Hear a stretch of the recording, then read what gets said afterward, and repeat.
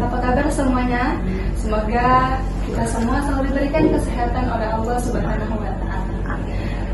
Pernah nggak sih kalian lihat atau pernah dengar nih kawan-kawan kalian yang coba-coba dalam menggunakan khamar atau minuman keras? Nah, biasanya nih orang coba-coba tersebut nantinya akan jadinya ketagihan kan? Nah, pernah nggak sih kalian berpikir mengapa Islam itu melarang meminum khamar itu sendiri? Yuk kita simak dalam video podcast berikut ini.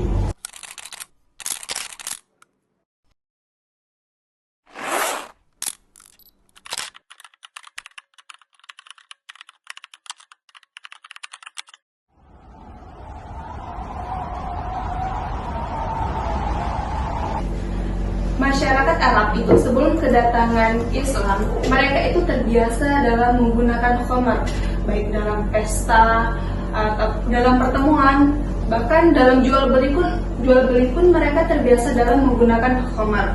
Nah, ketika Islam datang, Allah Subhanahu wa Ta'ala itu mengharamkan khamar.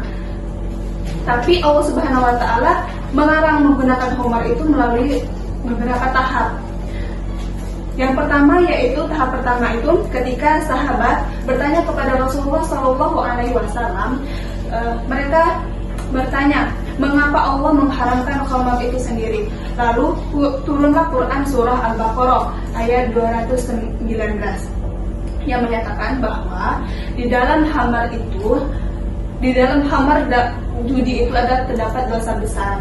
Meskipun terdapat sedikit manfaat di antara keduanya, tapi mudarat dan dosa besarnya itu lebih besar daripada manfaat itu sendiri. Lalu para sahabat ini setelah mendengar diturunkan surat Al-Baqarah itu, mereka berpikir kalau begitu berarti meminum khamar itu merupakan sesuatu bukanlah pilihan yang bijak. Lalu tahap yang kedua ini, pada suatu hari ada seorang sahabat sholat dalam keadaan mabuk. Dalam keadaan mabuk itu sendiri, si sahabat ini lupa dalam bacaan Al-Qur'annya, dalam bacaan yang dia bacakan dalam sholat itu sendiri. Lalu turunlah Quran surah An-Nisa ayat 43 yang melarang setiap orang yang beriman dalam keadaan mabuk itu mengerjakan sholat. Lalu pada saat itu nih, sahabat ini tidak meminum khamar pada saat mereka mendekati waktu sholat. Nah, ini ya tahap yang ketiga nih, tahap yang terakhir. Tahap yang terakhir ini turunlah Quran surah Al-Maidah ayat 90 yang memiliki arti, wahai orang-orang yang beriman, sesungguhnya meminum minuman keras, berjudi, berkorban untuk berhala, dan mengundi nasib dengan anak panah adalah perbuatan yang keji dan termasuk perbuatan setan. Maka jauhilah perbuatan tersebut agar kamu beruntung.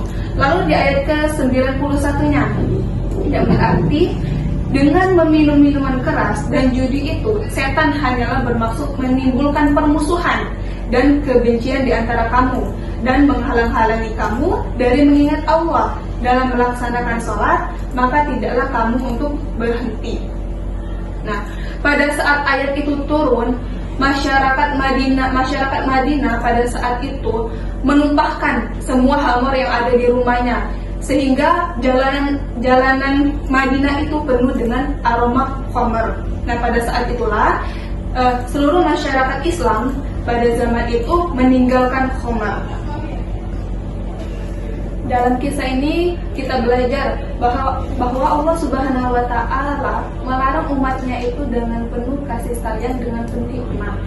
Nah, larangan khamar itu datang secara bertahap-tahap sehingga masyarakat itu meninggalkan kebiasaan buruknya tersebut.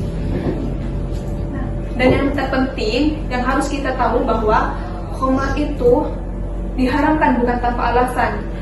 Karena khamar itu dapat merusak akal, menimbulkan permusuhan, menghalangi manusia untuk mengingat Allah Subhanahu wa Ta'ala, dan menghancurkan kehidupan. Semoga kisah ini membuat kita memahami betapa indahnya syariat Islam dan yang mengatur manusia dengan penuh kebaikan.